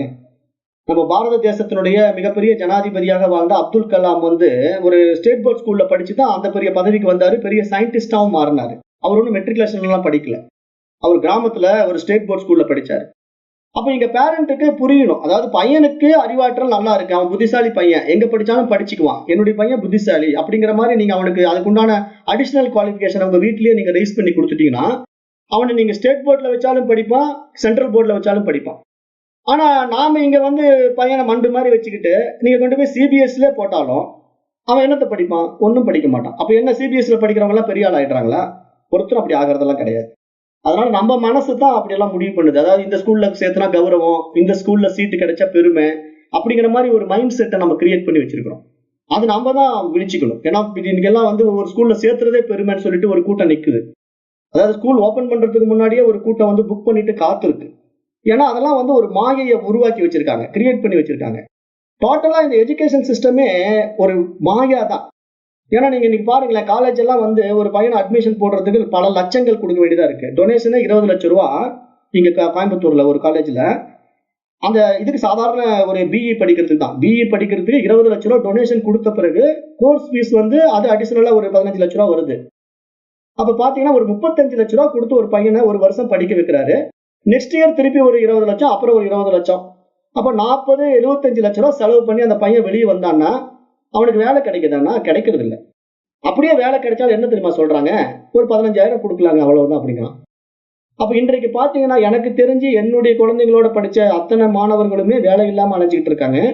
ஒவ்வொருத்தருக்கும் சம்பளம் எவ்வளவு தெரியுமா? வீட்டுல கஷ்டம் தாங்காம வேலைக்கு போறேங்கிறான். என்னடா சம்பளம் அப்படின்னு கேட்டேன். டிகிரி முடிச்சிருக்கான், பிஇ முடிச்சிருக்கான், பிஎஸ்சி முடிச்சிருக்கான், எம்எஸ்சி முடிச்சிருக்கான், எம்பிஏ முடிச்சிருக்கான். 15,000 20,000 தான் வாங்குறாங்க. ஏன்னா அதுக்கு மேல கொடுக்கறதுக்கு யாரும் தயாரா இல்லை. அப்ப நீங்க என்ன புரிஞ்சுக்கணும்னா, மாயையை கிரியேட் பண்றாங்க. என்னமோ பெருசா படிக்க வச்சு அந்த பாதையில அவன் படிச்சு பெரிய ஆள் ஆயிட்ட பிறகு அவனுக்கு என்னமோ பெரிய ஜாப் வாங்கி கொடுக்குற மாதிரி ஒரு டெவலப் பண்ணி கடைசியில எந்த வேலைக்கு போனாலும் இவ்வளவுதான் சம்பளங்கிற மாதிரி சொல்லிடுறாங்க. அப்புறம் காலேஜுமே வந்து இந்த சேனல் மாதிரி டிஆர்பி போட்டுக்கிறாங்க. அதாவது இப்போ இந்த சேனல் எப்படி நல்லா இருக்குதோ அந்த சேனல் எப்படி நல்லா இருக்கோ, இந்த காலேஜில் படிச்சதா இதுக்கு வேலை, அந்த காலேஜில் படிச்சா தான் வேலை. அப்புறம் அங்கேயே வந்து கவுன்சிலிங் கொடுத்து அங்கேயே வந்து அவங்களுக்கு வேலை வாங்கி கொடுத்துட்றேன் அப்படின்னு சொல்லிடுறாங்க. இன்டர்ன்ஷிப் வாங்கி கொடுத்து அப்படியே ஜாப் கொடுத்துருவோம் அப்படிம்பாங்க. ஆனால் அவங்க கடைசியில் இன்டர்ன்ஷிப்பில் கொண்டு போய் விடுற இடத்த பார்த்தீங்கன்னா ரொம்ப மோசமாக இருக்கும். அந்த இன்டர்ன்ஷிப் வந்து அவங்க பண்ணிட்டு வெளியே வரதுக்குள்ளேயே போதும் இருக்கும். ஏன்னா அவங்க ஏமாத்துறாங்க, சீட்டிங் பண்ணுறாங்க. இது மாதிரி நிறைய போயிட்டு இருக்கு. இதெல்லாம் வந்து எஜுகேஷன்ல நிறைய தவறுகள் இருக்குமா, அதை பேசினோம்னா நம்ம டாபிக் மாதிரி போயிடுவோம். அதனால நீங்க தான் பெத்தவங்க தான் புரிஞ்சுக்கணும். அதுதான் விஷயம் படிப்பை பொறுத்த வரைக்கும். சொல்லுங்கம்மா. வாழ்க்கை போற போக்குல நம்ம போறது அப்படிங்கிறது, அதாவது இத தேடி அதை தேடி இங்க தேடி அங்க தேடி எதுலயும் மாட்டாம இது போற போக்குல போறதுங்கிறது எப்படின்னு நான் கேக்குறேங்க. அது வந்து ஒரு எப்படிங்கம்மா வாழ்க்கை போற போக்குலையா? புரியல. ஆமா, ஏன்னா இங்க போனா கிடைக்குமா, அங்க போனா சரியாகுமா, இதனால இந்த ஜாதகம் பார்த்தா சரியாகுமா, இந்த மாதிரின்னு இல்லாம அதே மாதிரி வீடு மாறினா சரியாகுமா அப்படிங்கறது இல்லாம எங்க இருந்தாலும் அது சரியாகும். அது எப்படி சரியாகுங்கிறத கேக்குறேன் நான். அது நம்முடைய மனம் சார்ந்த விஷயம் தானே. நீங்க வந்து நம்பிக்கைய ஜாதகத்து மேல வச்சிருந்தீங்கன்னா, அந்த ஜோதிடக்காரர் ஒருத்தர் சொல்லுவாரு, இந்த திசையில வீடு இருந்தா தான், வடக்கு பார்த்த வாசல்ல நீங்க குடியிருந்தா தான் உங்களுக்கு அமோகமா இருக்கும் அப்படின்னு சொல்லுவாரு. அப்ப நீங்க வடக்கு பார்த்து வாசல் இருக்கிற வீடை தேடிக்கிட்டு இருப்பீங்க. அப்புறம் உங்களுக்கு இந்த திசை இப்படி மாறி இருக்கு, அதனால நீங்க இந்த திசை நடக்கிறதுனால இந்த மாதிரி வேலை செஞ்சா தான் உங்களுக்கு வருமானம் வரும், இரும்பு தொழில் செய்யுங்க, அருமையா இருக்கும், சனி திசை நடந்துட்டு இருக்கு அப்படிம்பாங்க. அதெல்லாம் உங்களுடைய நம்பிக்கையினுடைய அடிப்படையில நீங்க தான் முடிவு பண்றதே தவிர, இங்க சாஸ்திரம் வந்து அப்படி சொல்றது. எப்படி வச்சுக்கிறதுன்னு கேக்குறேன். இந்த மனத்தை தான் எப்படி வச்சுக்கிறது, இந்த மனத்தை விடுறதுதான் இங்க நாம சொல்றோம். இல்லம்மா, நாம என்ன சொல்றோம்னா, இந்த மாதிரி கண்ட குப்பைகள் எல்லாம் நீங்க ஏத்தி வச்சுக்கிட்டு அதை வந்து ஆக்டிவேட் பண்ண பாக்காதீங்கன்னு தான் நாங்க சொல்றோம். நம்ம பாடத்திட்டம் என்ன சொல்லுதுன்னா, பல விஷயங்களை புறத்துல இருந்து நீங்க ஏத்தி வச்சுக்கிட்டதெல்லாம் உண்மை நம்பிக்கிட்டு அந்த வாழ்க்கையை வாழ ஆசைப்படுறதுக்கு நாம இங்க என்ன சொல்ல முடியும்? ஒன்னும் சொல்ல முடியாது. இங்க நம்ம பாடம் என்ன சொல்ல வருதுன்னா, அது மாதிரி தவறான புரிதல் எல்லாம் விட்டு விடுங்க. ஒவ்வொருத்தரும் ஒவ்வொன்னு சொல்லிட்டு இருப்பான், அதுதான் வாழ்க்கை, அதுதான் நம்மளோட அஜ்ஞானம், அறியாமை. இங்க நம்ம அந்த தூய அறிவா தான் இருக்கிறோம் அப்படின்னு நம்ம சொல்லும் போது, அப்ப நம்ம என்ன புரிஞ்சுக்கணும்? இப்ப இது நம்ம தேவையில்லாம குப்பைகளை ஏத்தி வச்சுக்கிட்டு அதுதான் உண்மை நினைச்சு ஓடிட்டு இருக்கிறோம். அப்ப அதையெல்லாம் விட்டுறலாம் அப்படின்னு நாம தான் விடணும். தவறான புரிதலுக்கு இங்க என்ன சொல்யூஷன் கொடுக்க முடியும்? தப்புன்னு உனக்கு தெரிஞ்சு நம்ம அதை போய் செய்ய முடியுமா? அப்ப அதுக்கு இங்க சொல்யூஷன் கிடையாதுன்னு தான் நான் சொல்றேன். சொல்லுங்கம்மா, புரியுதா? நன்றி ஐயா. வணக்கம் ஐயா. வணக்கம் வணக்கம். சொல்லுங்க ஐயா. மோகன்குமார் பேசுறேன் ஐயா. சொல்லுங்க ஐயா. வணக்கம். நான் வந்து ஆரம்பத்துல இந்த ஆன்மீக பாதையில வரக்குள்ள குருமி கிளாஸ் அட்டன் பண்றீங்க. 2 நாள் போட்டு எல்லாம் ஏகப்பட்ட விஷயம் சொல்லி கொடுத்தாங்க. ஆனா வந்து அது பாத்தீங்கன்னா சுயநலத்துக்காக தான் எல்லாமே இருக்கிற மாதிரி எனக்கு ஃபீலிங் ஆச்சு. அடுத்தது சித்தர்களை பத்திய ஒரு கிளாஸுக்கு பணம் கட்டி போனோம். 10,000, எல்லாமே 10,000 ரூபாய்க்கு மேலதான் வச்சுக்கோங்களேன். அப்படி போக்குல சௌந்தர்யா நாகராஜ கிளாஸ் சித்தர்களை பத்தி சொல்லி தரேன்ட்டு யோகா அது இதுன்ட்டு ஏகப்பட்ட அந்த பூஜை அது இதுன்னு வந்துச்சு. அதுல எதுவுமே எனக்கு நாட்டம் வரல. ஐயாவோட கிளாஸ் ஆரம்பத்துல இருந்து கேட்டுட்டு இருக்கேன். அதுவும் இலவசமா கேட்டுட்டு இருக்கேன். அதை எல்லாரும் அலட்சியமா நினைப்பாங்க. என்னை பொறுத்தவரையிலும் உங்க கிளாஸ் எல்லாம் ஆரம்பத்துல இருந்து நல்லா எல்லா இதுவுமே ஆன்மீகத்தை பத்தி எல்லாமே தெரியற மாதிரி புரியுற மாதிரி எல்லாமே இருந்தது. அதனால உங்க கிளாஸை தான் இப்ப ஃபுல்லா கண்டினியூ பண்ணிட்டு இருக்கேன். ஓரளவுக்கு எனக்கு அந்த பகுத்தறிவு எல்லாமே வந்துடுச்சு. இருந்தாலும் ஒரு சில டவுட் இருக்குங்க, கேட்கலாங்க. கேளுங்க கேளுங்க. இப்ப நம்ம ஆத்மா பிரியுதுன்னு சொல்றீங்களா? இப்ப ஜீவன் முக்தி ஆத்மா பத்தி சொல்லிட்டீங்க, அது பிரம்மத்தோட ஐக்கியமாடுதுன்னு. இப்ப சாதாரண மக்களின் ஆத்மா வந்து பிரியக்குள்ள அது உடனே மறுபிறவி எடுத்துக்குமா இல்ல காலதாமதம் ஆகுமா? அதுக்கு ஏன் இந்த மாதிரி இந்த ஈம சடங்கு, இந்த தவசம், அந்த இதுன்னு அமாவாசை விரதம் இருக்கிறது இந்த மாதிரி கொண்டுட்டு வந்திருக்காங்க? அது உண்மையாயா? இல்ல, இப்ப நம்ம ஆரம்பத்துல நம்ம பாடத்துல நீங்க தெளிவா புரிஞ்சுக்கிட்டீங்க அப்படின்னா, இங்க ஆத்மா அப்படிங்கிறது ஒண்ணுதானே. நீங்க ஏன் வந்து எனக்கு ஒரு ஆத்மா அவருக்கு ஒரு ஆத்மா, அப்புறம் இந்த ஆத்மா பிரியுது அந்த ஆத்மா வாழுது அப்படின்னு நீங்க தப்பா புரிஞ்சுக்க கூடாது அப்படின்னு தானே நான் ஆரம்பத்திலேயே பாடத்துல சொல்லிட்டேன். அப்போ நீங்க என்னுடைய பாடத்திட்டத்தை சரியா புரிஞ்சுக்கலன்னு தானே அர்த்தம். அதாவது இங்க பாடம் வந்து எப்படின்னாங்க ஐயா, ஒரே ஆத்மா பரமாத்மா மட்டும்தான் இருக்கிறாருங்க. இங்க நீங்க ஒரு ஆத்மா நான் ஒரு ஆத்மா அப்படின்னு இருமைகள் அங்க வந்துட்டாலே அங்க துவைதம் வந்துடுது. அப்ப இங்க என்னுடைய ஆத்மா சாந்தி அடையட்டும் அப்படின்ட்டு கொஞ்ச நாள் நான் வெயிட் பண்ணி சாந்தி பண்றதா, இல்ல இறந்து போனவருடைய ஆத்மா சாந்தி அடையட்டும் அப்படின்னு சொல்லிட்டு அவர் சாந்தி அடைஞ்சிட்டாருன்னு சொல்றதா? இப்படியெல்லாம் ஒரு குழப்ப நிலை வந்து சமுதாயத்துல கொண்டு வரப்பட்டிருக்கு. இது புரியாம தான் நிறைய பேர் இப்படி இப்படியே தப்பு தப்பா புரிஞ்சுக்கிட்டு இந்த காரியங்கள் எல்லாம் செய்துகிட்டு இருக்காங்க அப்படின்றதான் நம்ம பாடத்திட்டத்துல நம்ம ஏற்கனவே இதுக்கான தெளிவான விளக்கங்கள் வந்து எல்லா பாடங்கள்லயுமே நான் சுட்டி காட்டியிருக்கேன். என்னுடைய பாடங்கள் நீங்க எதை எடுத்து படிச்சாலும் எங்கேயாவது ஒரு இடத்துல எதையாவது ஒன்று தொட்டு காட்டுவேன். ஏற்கனவே நடத்தப்பட்ட பாடத்தை கூட மீண்டும் மீண்டும் நான் தொட்டு காட்டுவதற்கு என்ன காரணம் அப்படின்னா, அந்த பாடத்துல நீங்க வராம இருந்திருக்கலாம், ஒரு சமயம் புரியாம இருந்திருக்கலாம், இந்த பாடத்துல நீங்க வந்திருக்கிறீங்க புரிஞ்சுக்கிட்டோம் அப்படிங்கிற மாதிரி தான் நான் எல்லா விஷயங்களையுமே கவர் பண்ணி தான் ஒவ்வொரு பாடமும் நான் எடுப்பேன். அப்ப நீங்க அதை புரிஞ்சுக்கணுங்க. ஆத்மாங்கிறது இங்க ஒண்ணுதான், அது இறைவன் மட்டும்தான் இருக்கிறான், பரமாத்மா மட்டும்தான் இருக்கிறான். அந்த டவுட் இல்லைங்கய்யா, நீங்க சொல்றது அதெல்லாம் புரிஞ்சிருச்சுங்க. இப்ப வந்து முக்தி அடையாத ஜீவன் முக்தி இல்லாதவங்க இருக்காங்க இல்லையா, அவங்க மனசு வேற உடம்புக்கு பிறவி எடுக்குன்னு சொல்றீங்க இல்லைங்க. அப்ப வந்து அவங்க உடனே பிறவி எடுத்துருவாங்க இல்ல கொஞ்சம் காலத்தாமதம் ஆகுமான்னு கேக்குறீங்க, வேற ஒண்ணு. அதை நீங்க தெரிஞ்சு என்ன பண்ண போறீங்க? அதாவது இப்போ ஒருத்தர் வந்து இறந்து போய் அவர் அடுத்த பிறவிக்கு போறதுக்கு வருஷங்களாவதா யுகங்களாவதாங்கிறது நமக்கு எப்படி தெரியுங்கய்யா? அது வந்து இதெல்லாம் வந்து நம்முடைய அதீத கற்பனை தானே. அதாவது மனித மனம் வந்து இந்த உடம்பு விட்டுடுச்சு, அவ்வளவுதான். அடுத்தது அது வெளியே போய் அடுத்த உடம்பு எடுக்க போகுது. அடுத்த உடம்பு எடுக்கிறதுக்கான அந்த டைம் டியூரேஷன் எல்லாம் நீங்க பூமியில இருக்கிற வரைக்கும் தானே உங்களுக்கு உண்மை. இப்ப நீங்க வெளியே போன பிறகு உங்களுக்கு காலமும் கிடையாது, தேசமும் கிடையாது அப்படின்ற நம்ம ஏற்கனவே நம்ம பாடத்துல சொல்லிட்டோம். இப்ப இந்த காலமும் தேசமும் மனதினுடைய கற்பிதம் அப்படிங்கறத தெளிவா சொல்லியிருக்கிறோம். ஏன்னா இப்ப நீங்க வாழும் போதுதான் இந்த வாழ்க்கையில இந்த கால தேசம் எல்லாம் இருக்கு. ஏன்னா இப்ப நீங்க விடிஞ்சு எழுந்திருக்கீங்க, இன்னைக்கு பூரா வேலை செய்யறீங்க, ஒரு நாள் கழிந்ததுன்னு சொல்றீங்க. இந்த வருஷம் பூரா வேலை செய்யறீங்க, 365 நாள் கழிஞ்சதுங்கிறீங்க. அப்புறம் நீங்க வாழ்நாளே முடிச்சுட்டு போனா கூட 100 வருடம் கழிந்தது, அவர் இறந்து விட்டாருன்னு சொல்றீங்க. ஆனா இது எல்லாம் எதை வச்சு சொல்றீங்க? அந்த உடம்பு வந்ததை வச்சுதானே பேசிட்டு உட்காந்துருக்கீங்க. உடம்பு இல்லாத விஷயத்துக்கு ஏதுங்க ஐயா கால தேசம்? அப்ப மனசு வந்து எப்ப இதை விட்டு கிளம்பி வெளியே போயிடுதோ அப்ப அங்க காலமும் இல்லை, தேசமும் இல்லை. அப்ப அதுக்கு வந்து எப்ப வருது எப்ப போறதுங்கிறதெல்லாம் சொல்லவே முடியாது, அதுக்கு டியூரேஷனே கிடையாது. ஏன்னா இது வந்து மாயா. இந்த மாயாவுக்கு விளக்கமே கொடுக்க முடியாது. அதனால இது அனிர்வச்சனீயம்னு சாஸ்திரம் சொல்லுது. இது வந்து இதுக்கு விளக்கமே இல்லை. ஏன்னா இது வந்து அவரவர்கள் எண்ணங்கள் சார்ந்த அந்த எழுச்சியினுடைய வேகம், அந்த தாக்கம், ஆசை, இதை பொறுத்து அந்த உடம்பு அடுத்தது மாறும். அந்த உடம்பு எப்படி மாறும், எந்த நிலையில மாறும், இது எதுவுமே நம்மளால கண்டுபிடிக்க முடியாது. ஏன்னா இதெல்லாம் வந்து ஈஸ்வர நியதிக்குள்ள இருக்கு. அப்ப அதனால எங்க மனசு வெளியே போய் அடுத்த உடம்பு எடுக்கிறது, அஜ்ஞானிகள் வந்து வெளியே போய் அடுத்த உடம்பு எடுக்கிறதுங்கிறது அது இந்த வாரத்தில் நடக்கும், அடுத்த வருஷம் நடக்கும், வருஷாந்திரம் முடிஞ்சு நடக்கும், ஒரு வருஷம் அவர் இங்கே சுத்திக்கிட்டு இருப்பாரு அப்படிங்கறதெல்லாம் நமக்கு ஏற்றி வைக்கப்பட்ட எண்ணங்கள் தானே. அப்படிலாம் ஒண்ணுமே கிடையாது. இங்க வந்து இந்த பூமியை விட்டு நம்ம உடம்பு விட்டுட்டோம் அப்படின்னா கால தேசத்துக்கு அப்பாற்பட்டு போயிடும், அவ்வளவுதான். காலமும் கிடையாது, அங்க தேசமும் கிடையாது. அது ஒரு வருஷம் முடிஞ்சு வந்து இங்க தவசத்துல கலந்துக்குது, அப்புறம் இப்பதான் அது பிறவி முடிச்சுக்குது, அடுத்த பிறவிக்கு போகுது அப்படின்னு சொல்றதெல்லாம் நம்ம மனசுல நம்மள கிரியேட் பண்ணிக்கிட்ட விஷயங்கள் தான். அப்படிலாம் ஒரு நிர்ணயம் கிடையாது. ஏன்னா இதெல்லாம் வந்து சாஸ்திரம் ரொம்ப தெளிவாவே சொல்லிடுது. இப்போ நம்ம 365 நாட்களை வந்து நம்ம ஒரு வருடம்னு சொல்றோம், அதை வந்து தேவர்களுக்கு வந்து ஒரு நாள்னு சொல்றோம். ஏன்னா இங்க வந்து 6 மாசம் தட்சிணாயனம், 6 மாசம் உத்தராயணம் அப்படின்னு சொல்லி சாஸ்திரம் சொல்லுது. அப்போ 6 மாசம் உத்தராயணம் தட்சிணாயனம் அப்படிங்கிறது தேவர்களுக்கு வந்து இரவு பகல் மாதிரி. இப்ப தை மாசத்துல இருந்து ஒரு 6 மாசம் நமக்கு கணக்கு எடுத்துட்டோம்னா அது பகல் காலமாகவும், அதற்கப்புறம் வர்ற 6 மாசம் இரவு காலமாகவும் சாஸ்திரம் சொல்லி அந்த 365 நாள் வந்து தேவர்களுக்கு ஒரு நாள் அப்படின்னு சொன்னா அதுக்கு என்ன அர்த்தமா புரிஞ்சுக்கணும் அப்படின்னா, இந்த பூமியை விட்டு வெளியே போயிட்டா அங்க டைம் அண்ட் ஸ்பேஸ் கிடையாது. அப்போ வந்து நீ எப்படி அங்க 12 மணி நேரம் 24 மணி நேரம் ஒரு நாள் அப்படிலாம் சொல்ல முடியும்? அப்படிலாம் ஒண்ணுமே கிடையாதுங்கிறத இன்டெரக்டா சொல்லுது.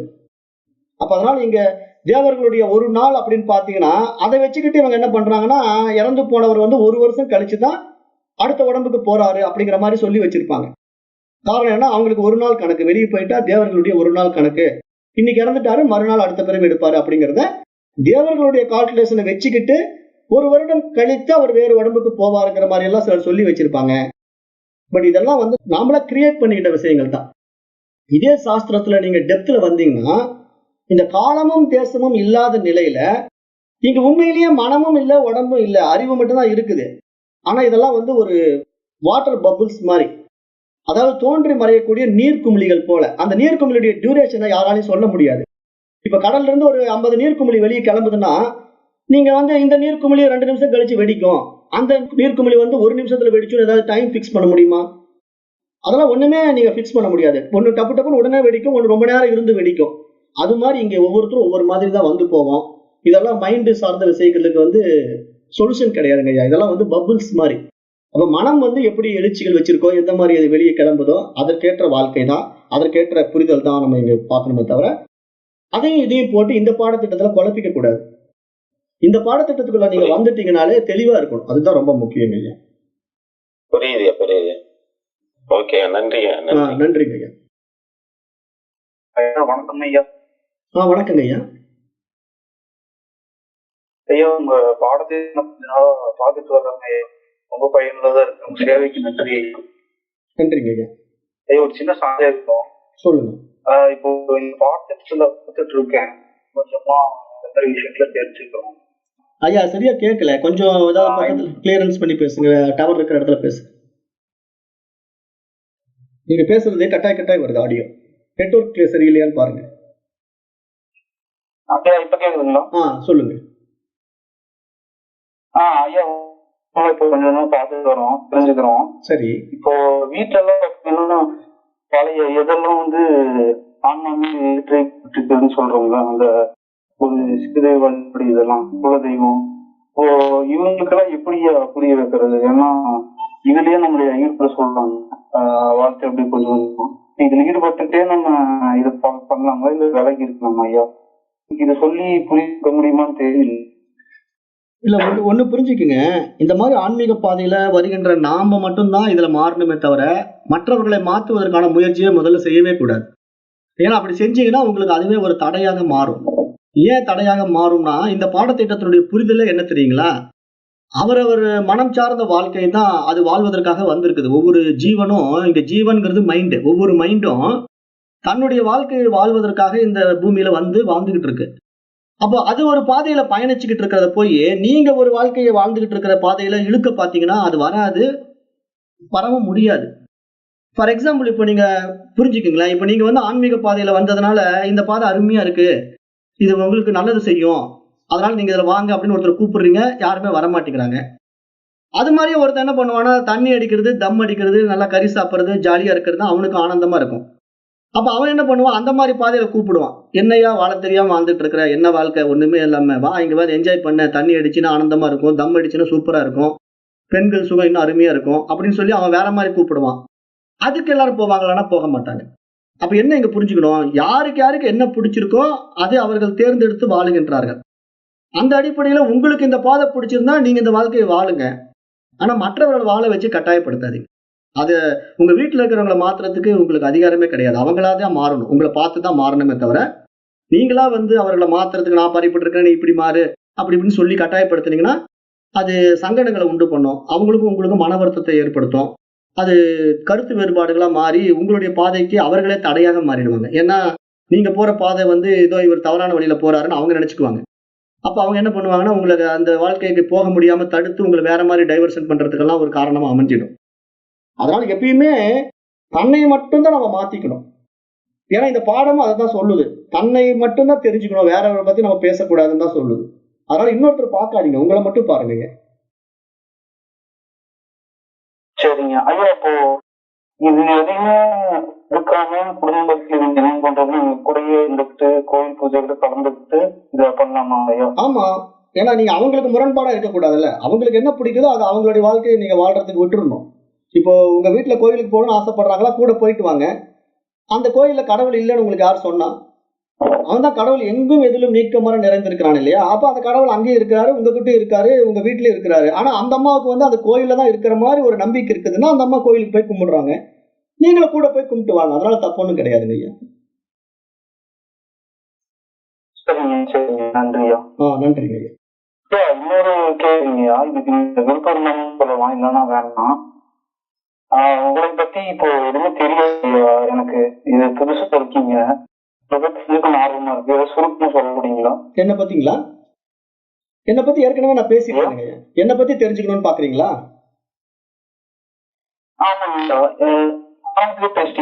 ஆமா, என்னுடைய கேள்வி பதில் பகுதியிலேயே ஆசிரியருடன் கலந்துரையாடல் ஏற்கனவே ஒரு டாபிக் இருக்கும், அதுல கேட்டுக்குங்க. சரி, கேள்வி பதில் இதுல டாபிக்ல இதே மாதிரி ஆசிரியருடன் கலந்துரையாடல் அப்படின்ற ஒரு டாபிக்ல இது மாதிரி நீங்க கேட்ட கேள்வியை வந்து வேற ஒரு அன்பர் கேட்டாரு, ஐயா உங்களை பத்தி கொஞ்சம் சொல்லுங்க அப்படின்னு கேட்டாரு. அப்போ நான் என்னை பத்தி அந்த இதுல பேசிட்டேன். நீங்க அந்த பகுதியை கேட்டா தெரியும். என்னை பத்தி ஒண்ணும் பெருசா சொல்றதுக்கு இல்ல, ஆனா நீங்க தெரிஞ்சுக்கணும்னு ஆசைப்படுறதுனால அதுல போய் கேட்டுக்குங்கன்னு சொல்றேன். சரி சரிங்க, ஓகேங்க. நன்றி. பார்க்கறேன். நல்லது. நன்றிங்க, நன்றி. ஐயா சரியா கேட்கல நீங்க பேசுறது.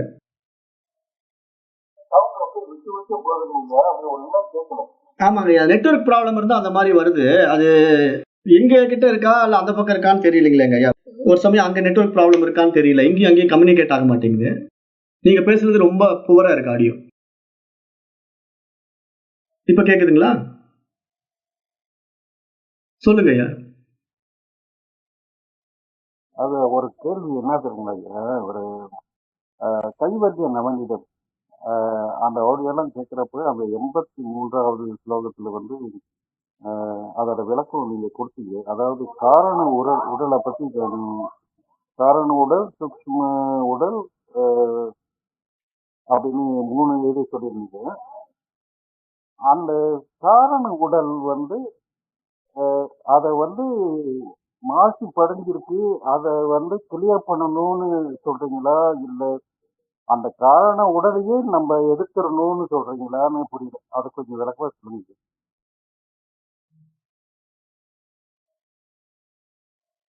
இல்ல அதான் நமக்கு 3 உடல்கள் இருக்குங்க ஐயா. அதாவது ஸ்தூல உடல்ங்கிறது இந்த பரு உடல். இந்த பரு உடல் உருவாவதற்கு காரணமாக இருக்கிறது மனோ உடல், அது வந்து சூட்சும உடல். இப்ப இந்த பரு உடலும் மனோ உடலும் உருவாவதற்கு காரணமா இருப்பது காரண உடல் அப்படின்னு அந்த பாடத்துல நம்ம தெளிவா சொல்லியிருப்போம். அந்த காரண உடல் இருக்கிறதுனால தான் இந்த பரு உடலும் மனோ உடலும் மீண்டும் மீண்டும் வந்துகிட்டே இருக்கு. ஏன்னா இந்த மரணம்க்கு அப்புறம் அந்த உடல் அழியறது இல்லை, காரண உடல் அழியறது இல்லை. அதுல வந்து நிறைய ஆசா பாசங்கள் இருக்கு. ஏன்னா பல பிறவிகளாக நம்ம ஏற்றி வைத்துக் கொண்ட நம்முடைய வாழ்க்கை எண்ணங்களை வந்து அதுல பதிவு பண்ணி வச்சிருக்கோம். அதுதான் சம்ஸ்காரம், வாசனைகள் அப்படின்னு சொல்றோம். அந்த காரண உடல்ங்கிறது என்னன்னா நம்முடைய சஞ்சித கர்மா அப்படின்னு சாஸ்திரம் சொல்லுது. நமக்கு 3 கர்மாக்கள் இருக்கு, ஆகாமியம், பிராரப்தம், சஞ்சிதம். அப்போ சஞ்சிதம்ங்கிறது என்னன்னா நம்ம இதுக்கு முன்னாடி எத்தனையோ பிறவி எடுத்திருக்கோம் இல்லையா, அந்த பல பிறவிகளுடைய ஒட்டுமொத்த தொகுப்பு தான் அந்த சஞ்சித கர்மா. அந்த சஞ்சித கர்மாங்கிறது வேற எதுவும் இல்லை, அதுதான் காரணத்தேகம். அப்ப அந்த காரணத்தேகத்துல இருந்து தான் நம்ம வந்து இந்த பருவுடல் எடுக்கிறோம். அந்த பருவுடலுக்கு எடுக்கிறதுக்கு நம்ம ஆசைகள் என்ன மனசுக்குள்ள இருக்குதோ, அந்த சஞ்சித கர்மாவில் இருக்குதோ அதை எடுத்துக்கிட்டு தான் மனோ உடல் வெளியே வருது. மனோ உடல்ங்கிறது சூட்சும உடல் வெளியே வருது. அது வெளியே வந்து உடம்பு எடுத்துக்குது, பருவுடல் எடுத்துக்குது. ஆசைக்கு தகுந்த மாதிரி உடம்பு எடுக்கும். அதாவது சில வாழ்க்கை சில மாதிரி வாழணும்னா பெண் உடல் எடுக்கும், சில வாழ்க்கை சில மாதிரி வாழணும்னா ஆண் உடல் எடுக்கும், இன்னுமே கொஞ்சம் மோசமான வாழ்க்கை வாழணும்னா மிருக உடம்பு எடுக்கும். அந்த மாதிரி தான் அது மாறி மாறி உடம்பு எடுத்துக்கும். ஏன்னா அது ஏன் அப்படி மாறி மாறி உடம்பு எடுக்குதுன்னா அத்தனைக்கும் காரணமா அந்த காரண உடல் இருக்கு. ஏன்னா அந்த காரண உடலுடைய பதிவுகள், அது எப்படிப்பட்ட பதிவுகள் உள்ள இருக்கோ அதுக்கேற்ற வாழ்க்கை, அதுக்கேற்ற உடம்பு. அப்ப அந்த மாதிரி உடம்பு எடுத்து வந்து நம்ம இந்த வாழ்க்கையை வாழுகின்ற வாழ்க்கையில திருப்பி நம்ம புதுசா செய்யறதுக்கு பேரு தான் ஆகாமிய கர்மா. இந்த பிறவியில நீங்க என்னென்ன புதுசா செய்றீங்களோ அது ஆகாமிய கர்மா. அப்படி நீங்க கொண்டு வந்து அனுபவிக்கிறீங்கல்ல, சஞ்சித கர்மால இருந்து எல்லாத்தையும் தூக்கிட்டு வர முடியாது, கொஞ்சம் தான் எடுத்துட்டு வர முடியும். அந்த உடம்புல என்ன அனுபவிக்கணுமோ அதுக்கு உண்டான மாதிரி எடுத்துட்டு வர்றதுதான் பிராரப்த கர்மா. அப்ப அதனாலதான் ஒவ்வொருத்தருக்கும் ஒவ்வொரு மாதிரி பிராரப்தம். நீங்க என்ன ஆசைப்பட்டீங்களோ அதுக்கேற்ற வாழ்க்கை உங்களுக்கு, உங்க நண்பர் என்ன ஆசைப்பட்டாரோ அதுக்கேற்ற வாழ்க்கை அவருக்கு. இது மாதிரி ஒவ்வொருத்தருக்கும் ஒவ்வொரு விதமான வாழ்க்கை. அப்போ நம்ம இங்க என்ன சொல்றோம், இந்த மாதிரி அடிக்கடி உடம்பு மாறி மாறி வந்துகிட்டு இருக்கிறோமே, அடிக்கடி இந்த பிறவிக்குள்ளேயே சுத்திக்கிட்டு இருக்கிறோமே, அப்ப இந்த பிறவா பெருநிலைங்கிறது என்ன அப்படிங்கறத நம்ம விசாரிச்சு பார்க்கணும். அப்படிங்கிறதுக்காக தான் அரிதான இந்த மனித உடல்ல கிடைக்கப்பட்ட பகுத்தறிவை வச்சு கொஞ்சம் பயணம் பண்ணுங்க, இந்த மாதிரி பாடங்களை என்னன்னு தெரிஞ்சுக்குங்க அப்படின்னு சொல்றோம். அப்ப இந்த மனித பிறவியினுடைய மகத்துவம் வந்து என்னன்னா, மற்ற ஜீவராசிகள் புரிந்து கொள்ள முடியாத ஒரு புரிதலுக்கு இந்த மனித பிறவியில் இருக்கு. மனிதன் தான் நன்மை தீமைகளை பகுத்து அறிந்து புரிந்து கொள்ள முடியும். வேற எந்த ஜீவராசிக்கும் அந்த வாய்ப்பு இல்லாததுனால இப்ப மனிதன் என்ன பண்ணலாம், இந்த மாதிரி பாடங்கள் எல்லாம் படிக்கணும். ஆன்மஞான பாடங்கள் எல்லாம் படிச்சு என்ன சொல்ல வருது, சாஸ்திரம் என்ன பேசுது, உண்மையில நான் யார் அப்படின்னு தன்னை பற்றி ஒரு விசாரணை எல்லாம் மேற்கொள்ளும் போதுதான் நான் இந்த 3 உடலுக்கும் அப்பாற்பட்ட அந்த ஆன்மா, அந்த அறிவு அப்படின்னு நமக்கு தெரியும். அப்போ நம்ம அந்த புரிதல்ல வந்து எப்படி நிலையா நிக்கிறது அப்படிங்கிறதுக்கு மேலும் மேலும் இந்த மாதிரி மகான்களுடைய நூல்களை நம்ம படிச்சு படிச்சு ஒரு தெளிவு அடையும் போது மனசு என்ன பண்ணுதுன்னா தன்னுடைய ஆசைகளை பூரா இழந்துடும். அப்போ அந்த மனசு தன்னுடைய ஒட்டுமொத்த எண்ண பதிவுகளை எல்லாம் நீக்கும் போது இங்க என்ன ஆயிடுதுன்னா இந்த பிறவியில நமக்கு அந்த மனமற்ற நிலை உண்டாகும். அதாவது ஆசைகள் எல்லாம் நீங்கி அந்த தூய அறிவாக பிரகாசிக்கிற அந்த ஞான ஒளி நம்ம இடத்துல பிரகாசிக்க ஆரம்பிச்ச உடனே நம்முடைய காரணத்தேகம் தானாவே அழிஞ்சிடும். அந்த நிலை வந்தா தான் பிறவி கிடைக்காது. அப்ப வந்து அந்த காரணத்தை நம்ம அழிவுக்கு உட்பட்ட பிறகு நீங்க இந்த உடம்பை விட்டுட்டு போயிட்டீங்கன்னா மீண்டும் வரமாட்டீங்க, உடம்பே கிடைக்காது உங்களுக்கு. ஏன்னா நீங்க அந்த அறிவா மாறிட்டீங்க, தூய அறிவுக்குள்ள போயிட்டீங்கன்னு அர்த்தம். அந்த நிலை தான் ஒவ்வொருத்தரும் அடைய வேண்டும் சாஸ்திரம் சொல்லுது. அதுதான் நம்ம அடைய வேண்டிய இலக்கு, அதுதான் ஆன்ம நிலை, ஆத்ம அனுபூதி அப்படின்னு சொல்லுது. அதற்கு மனசுக்கு தான் புரிதல் வரணும். வேற நீங்க என்ன பயிற்சி பண்ணாலும் முயற்சி பண்ணாலும் ஒண்ணும் நடக்காது. ஏன்னா மனசு தானே உடம்பு எடுத்து எடுத்து வந்துட்டு இருக்கு. அதுதானே கொஞ்சோண்டு தூக்கிட்டு வந்து பிராரப்த கர்மாவில இந்த உடம்புல அனுபவிச்சுட்டு இருக்கு. அப்ப திருப்பி அதே தானே திரும்பி போய் சஞ்சித கர்மாவில திருப்பி இருக்கிறத தூக்கிட்டு வருது. அப்ப இந்த மாதிரி போய் போய் வந்துகிட்டே இருக்கிறதுல இங்கேயே மனசு நம்ம கொண்டுட்டோம்னா அந்த மனசுக்கு அங்க போய் எடுத்துட்டு வர்றதுக்கெல்லாம் வாய்ப்பே இல்லை. அவ்வளவுதான். மனசே இல்லாம போகும்போது அவ்வளவுதான், இந்த பபிள்ஸ் வெடிச்சிடுது, முடிஞ்சுது, அந்த வேலை முடிஞ்சுது, அது மூலத்துல திரும்பிடுதுன்னு அர்த்தம். அப்ப தன்னுடைய சோர்ஸுக்கே போயிடும். அது அறிவா தான் இருக்குதுங்கிறத தெரிஞ்சுக்கிட்டு அந்த அறிவுக்குள்ள போயிடும். அதுக்கப்புறம் அதுக்கு பிறப்புங்கிறதே கிடையாதுங்க. அதுதான் இங்க இந்த சாஸ்திரம் சொல்ல வருது. ஆனா அது எடுத்த உடனே எல்லாரையும் புரிஞ்சுக்க முடியாதுங்கிறதுனாலதான் அடிப்படை பாடங்கள் இருந்து வாங்க அப்படின்னு நம்ம சொல்றோம், வேற ஒண்ணும் இல்லைங்க. புரிஞ்சுதுங்க ஐயா, புரிஞ்சுங்க. நல்ல அருமையான விளக்கம் ஐயா, ரொம்ப கிளியரா விளக்குறீங்க. மிக்க நன்றிங்க ஐயா. நன்றிகள் ஐயா. ஐயா எனக்கு இன்னொரு சந்தேகம் ஐயா. ஐயா இந்த மாதிரி இப்போ ஆரம்பத்துல இந்த புத்தகங்கள் இப்போ ஒளிப்பதிவுகள்லாம் கேட்குறோம். ஆனா இது கொஞ்ச நாள்ல என்ன ஆகுதுன்னா, இப்போ இது கேட்டுட்டே இருக்கலாம், இன்னும் நிறைய கேட்கலாம் அப்படின்னு தோணுதுங்கய்யா. இன்னும் நிறைய புத்தகம் படிக்கலாம். ஏன்னா புத்தகத்தை படிச்சா அது மனசுக்கு பத்த மாட்டேங்குது. இன்னும் தேடி தேடி நிறைய புத்தகம் நிறையான்னு இந்த ஆர்வம் வருது. ஆனா இப்போ படிச்சத உலக வாழ்க்கையில வந்து விசதமா அது பண்ணி பார்க்கலாம், ஆரம்பிக்கலாம்னு போகும்போது அது திருப்பி அது புத்தக அறிவிக்கே போகுதுங்க. அது பார்க்கலாம் படிக்கலாம்னே போகுது. இது எப்படி கையாளுறது? இல்ல இப்போ நீங்க இந்த பாடங்களை படிக்கும்போது அடுத்தடுத்த பாடங்களை படிக்கணும்னு போடுற அந்த கியூரியாசிட்டி வந்து உங்களை இன்னும் ஆர்வத்துக்கு கலப்புதுங்கிற மாதிரி போகட்டும், தப்பில்லை. ஆனா அந்த பாடங்களை படிக்கிறதுனால என்ன நீங்க புரிஞ்சுக்கிட்டீங்கிறது உங்களுக்கு அனுபவம் ஆகுதா? ஏதாவது இந்த பாடத்தை படிச்சு ஒரு தெளிவுக்கு வந்துட்டீங்களா? வர முடியுதா? ஐயா அது ஒரு பேசிக் லெவல்ல தான் இருக்கு. ஒரு விஷயத்தை படிக்கும்போது அதுல ஒரு கிளியரன்ஸ் வருதுன்னா அந்த கிளியரன்ஸ் சம்பந்தமான ஒரு புரிதல்ல நம்ம நிக்கிறதுக்கு முயற்சி எடுக்கணும் இல்லையா? ஏன்னா அதுதானே நம்ம பாடம் படிச்சதனுடைய தெளிவு. அப்போ நீங்க அந்த மாதிரி ஒரு பாடத்தை படிச்சு ஒரு தெளிவுக்கு வந்த பிறகு அடுத்த பாடத்திட்டத்தை படிக்கிறங்கிற ஆர்வம் வந்து தானாவே குறைஞ்சிடும். ஆனா ஆரம்பத்துல இப்படி நீங்க தேடி தேடி எதுக்காக போகுதுன்னா மனசு வந்து அப்படித்தான். ஆரம்ப நிலை மனசு எப்படின்னா எதையுமே கொஞ்சம் அதிகமா ஆசைப்படும். இப்ப நம்ம ஒரு ஸ்வீட்டே சாப்பிட்றோம், நமக்கு பிடிச்சமான ஒரு இனிப்பு பதார்த்தத்தை கொடுத்துட்டாங்கன்னு வச்சுக்கோங்களேன், அதை ஒண்ணு சாப்பிட்டா திருப்தி ஆக மாட்டோம். இன்னொன்னு கூட வாங்கி 2-3 சாப்பிட்டா தான் அப்போதான் அதுக்கு மேல சாப்பிட முடியாதுங்கிற போதுதான் ஒரு நிறைவு வரும் நமக்கு. அப்பதான் அது ஃபுல்ஃபில் ஆகும். அது மாதிரி இந்த பாடத்துல ஒரு உங்களை அறியாம ஒரு ஆர்வம் வந்துருச்சு. அதாவது இந்த மாதிரி பாடங்களை படிக்கிறதுனால ரொம்ப இன்ட்ரெஸ்டிங்கா இருக்கு, பகவத்கீதை படிச்சா ஒரு மாதிரி அற்புதமா இருக்கு, கைவல்லி நவநீதம் படிச்சா இன்னும் சூப்பரா இருக்கு அப்படின்ட்டு ஒவ்வொன்றா மாறி மாறி நம்ம போறோம் இல்லையா? அது மனதனுடைய அந்த கியூரியாசிட்டி தான். ஆனா அந்த மாதிரி நம்ம மாத்தி மாத்தி படிக்கிறதுனால தப்பு இல்லை. அந்த பாடத்தினுடைய புரிதல் வந்து எல்லாம் ஒண்ணுதான் அப்படின்னு நம்ம தெரிஞ்சுக்கிட்டோம் அப்படின்னா ஓரளவுக்கு அந்த தாக்கம் குறையலாம், கண்டிப்பா குறையும். ஏன்னா அது குறைஞ்சாதான் நமக்கு ஓரளவுக்கு நம்ம சரியா போயிட்டு இருக்கோம் அப்படிங்கிறது புரியும். அதுக்கப்புறம் நம்ம இந்த பாடத்திட்டத்தை எதுக்கு படிக்கிறோம் அப்படின்னு கேட்டீங்கன்னா அதுக்கப்புறம் படிக்கலாம்.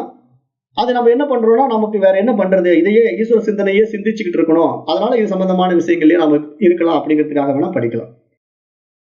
வேற என்ன பண்ண முடியும்? அதாவது நல்ல ஒரு தெளிவுக்கு வந்த பிறகு நம்ம எப்பவுமே அதே நிலையில் இருக்கிறோம், இருந்தாலும் அதை பத்தி 4 பேர் சொல்லும் போது இன்னும் இன்ட்ரெஸ்டிங்கா இருக்கு கேட்கறதுக்கு. ஏன்னா ஈஸ்வரனை பத்தி இறைவனை பத்தி எவ்வளவு பேசினாலும் சலிக்காது இல்லை, அதை கேட்க கேட்க ஆனந்தமா தான் இருக்கும். அப்ப அந்த மாதிரி ஒரு நிலையில நம்ம கேட்டுக்கிட்டு இருக்கலாம். அந்த மாதிரி ஒரு புரிதலுக்கு தான் போகணும். ஆனா அது புரிதலோடு கேட்கணும். ஏதோ இது படிச்சு புரியல அடுத்து அதை படிச்சு பாக்குறேன், அதை படிச்சு புரியல அதுக்கு அடுத்து அதை படிக்கிறேன், அப்படி போகக்கூடாது. இதை வந்து ஒரு தெளிவுல வந்துட்டு மீண்டும் மீண்டும் கேட்டீங்கன்னா ஒரு ஆனந்தத்தை கொடுக்கத்தான் செய்யும். அதனால தப்பு ஒண்ணும் இல்லைங்க. ஆமாங்கய்யா, நீங்க சொன்ன மாதிரியே தாங்க ஆகுது. ஏன்னா இது இத்தனை நாளா இப்போ பார்க்காதங்காட்டி இப்போ இந்த நல்ல நல்ல கருத்துக்கள்லாம் நம்ம கேட்கும்போது இத்தனை நாளா மிஸ் பண்ணிட்டோமே அப்படின்னு சொல்லி இன்னும் இன்னும் என்னெல்லாம் புத்தகம் இருக்கு அப்படின்னு சொல்லி ஒவ்வொன்றா படிக்கும்போது அருமையா இருக்கு அப்படின்னு சொல்லி இன்னும் நிறைய தேட தோணுங்கய்யா. நீங்க சொன்ன மாதிரிதான் ஆகுதுங்கய்யா, கரெக்டா சொன்னீங்க. படிங்க. ஆனா அது வந்து ஒரு அத்வைத லைன்லயே படிங்க. திருப்பி டைவர்ஷன் ஆகி துவைத லைன்ல போய் மாத்தி படிக்காதீங்க, அப்ப கன்ஃபியூஷன் ஆயிடும். ஆன்மீகம்ங்கிற பாதையில நீங்க எந்த ட்ராக்ல இருக்கீங்கன்னு கரெக்டா படிக்கணும். ட்ராக் மாதிரி திருப்பி போயிடக்கூடாது. ஏன்னா ஆன்மீகம்ங்கிற விஷயத்துல பாத்தீங்கன்னா, இப்ப நம்ம வேதாந்த பாடத்தை படிச்சு ஒரு புரிதலுக்கு வருவோம். அப்புறம் திடீர்னு சைவ சித்தாந்தம் எடுத்து படிக்க கூடாது. அப்புறம் வைணவ சித்தாந்தம் எடுத்து படிக்க கூடாது. அப்படி படிச்சா என்ன ஆகும்னா குழப்பம் வந்துடும். வைணவ சித்தாந்தம் ஒரு மாதிரி சொல்லும், சைவ சித்தாந்தம் ஒரு மாதிரி சொல்லும், வேதாந்தம் ஒரு மாதிரி சொல்லும். அப்போ உங்களுக்கு இதுல எது கரெக்ட் அப்படிங்கிற மாதிரி திருப்பி ஒரு குழப்பம் வந்துடும். அதனால நீங்க எப்பவுமே இந்த மாதிரி ஒரு பாதையை தேர்ந்தெடுத்துட்டீங்க அப்படின்னா அந்த ஒரே பாதையில சரியா பயணிக்கணும். அப்பதான் நீங்க அந்த இலக்கை அடைய முடியும். திருப்பி பாதை மாதிரி போனீங்கன்னா கன்ஃபியூஷன் ஆயிடும். நிறைய பேர் நான் பார்த்துட்டேன். இந்த மாதிரி வேதாந்த பாடத்துக்குள்ள வந்து கொஞ்சம் படிப்பாங்க. அப்புறம் திடீர்னு சைவ சித்தாந்தத்துக்கு போய் வேற ஏதோ படிச்சுட்டு இருப்பாங்க. அப்புறம் வேற மாதிரி ஃபீல்டுக்குள்ள போய் வேற யோகா படிச்சுட்டு இருக்கேங்க அப்படின்ட்டுருவாங்க. அப்புறம் நான் என்ன பண்ணிட்டேங்க, அங்க போய் சேர்ந்து மூச்சு பயிற்சி கத்துக்கிட்டு இருக்கேன் அப்படிம்பாங்க. அப்ப இதுல என்ன புரிஞ்சுக்கணும்னா புரிதல் இல்லை. அதாவது இதையும் படிச்சு தெரிஞ்சுக்கலாம், அதையும் படிச்சு தெரிஞ்சுக்கலாங்கிற மாதிரி ஒரு குழப்பத்திலேயே போயிட்டு இருக்கிறவங்க நிறைய பேர் இருப்பாங்க. அந்த மாதிரி ஆயிடக்கூடாது. ஏன்னா ஒண்ணு படிச்சா அதுல முழுமை அடையணும். அப்பதான் மைண்ட் வந்து ஃபுல்ஃபில் ஆகும், திருப்தி அடையும். நான் ஏற்கனவே அந்த திருப்தி பத்தி பேசியிருக்கேன். 3 லட்டு சாப்பிடுறீங்க, ஒரு லட்டு கொடுத்தா நல்லா இருக்குன்னு சாப்பிடுறீங்க. அப்புறம் இன்னொரு லட்டு சாப்பிடணும் உங்களுக்கு ஆசை வருது. 2வது லட்டு சாப்பிடுறீங்க. திருப்பி நான் இன்னொரு லட்டு சாப்பிடுறீங்களான்னு எடுத்து கண்ணில் காட்டுறேன். கியூரியாசிட்டி உங்களுக்கு, சரி அதையும் சாப்பிட்டுலான்னு வாங்கி சாப்பிட்டுட்டீங்க. 4வது லட்டு நான் எடுக்கும்போது இல்லைங்க முடியவே முடியாது, போதுங்க நான் திருப்தி ஆயிட்டேன்னு நீங்க சொல்லணும். அப்படி சொன்னாதான் நீங்க அந்த லட்டு சாப்பிட்டதுல நிறைவானீங்கன்னு அர்த்தம். இல்லைன்னா எத்தனை லட்டு கொடுத்தாலும் நீங்க சாப்பிட்டா என்ன ஆகும், அஜீரணம் ஆயிடும். அப்புறம் அந்த அஜீரணத்துக்கான பிரச்சனை வந்து கஷ்டப்படணும். அந்த மாதிரி தான் இங்க வந்து பாடத்திட்டங்களும் நீங்க புரிதலோட அதை உள் வாங்கிட்டீங்கன்னா ஒரு இடத்துல அது திருப்தி கொடுத்துரும். அதுக்கு மேல வந்து நீங்க தெரிஞ்சுக்கிறதுக்கு ஒண்ணும் இல்லை. அந்த ஆனந்தத்தை சுகிக்கிறது தான் அங்க வேலை. அந்த நிலைக்குள்ள வந்த பிறகு அது சம்பந்தமா பேசும்போது அது ஒரு ஆனந்தத்தை கொடுக்கும். அந்த ஆனந்தத்தை என்ஜாய் பண்றோம், அவ்வளவுதான். அதுல படிக்கிறதுக்கு தெரிஞ்சுக்கிறதுக்கு அங்க ஒண்ணும் கிடையாது. அதை பற்றி பேசும்போது ஒரு புலங்காங்கிதம் அடையுது, மனசு ஒரு ஆனந்தத்தை அடையுது அப்படிங்கிறதுக்காக படிக்கணும், அவ்வளவுதானே தவிர நீங்க திருப்பி பாதை மாறி மாறி படிச்சுக்கிட்டு உட்காந்துருந்தீங்கன்னா அவ்வளவுதான், வந்த வேலை முடிக்க முடியாது, குழப்பத்தை உண்டு பண்ணிடுங்க ஐயா. அந்த இடத்துல கொஞ்சம் எச்சரிக்கையா இருங்க. ஆமாங்க ஆமா. இங்க உங்க வெப்சைட்ல போட்டுக்கிற புத்தகங்கள் மட்டும் செஞ்சுட்டு இருக்கேன் இப்போதைக்கு. ஆமா, அதை அப்படிதான் போக்கஸ் பண்ணணும், மாத்தி படிச்சிடக்கூடாது. பாத்துக்கங்க. சரி, நன்றியா. நன்றி நன்றிங்க ஐயா.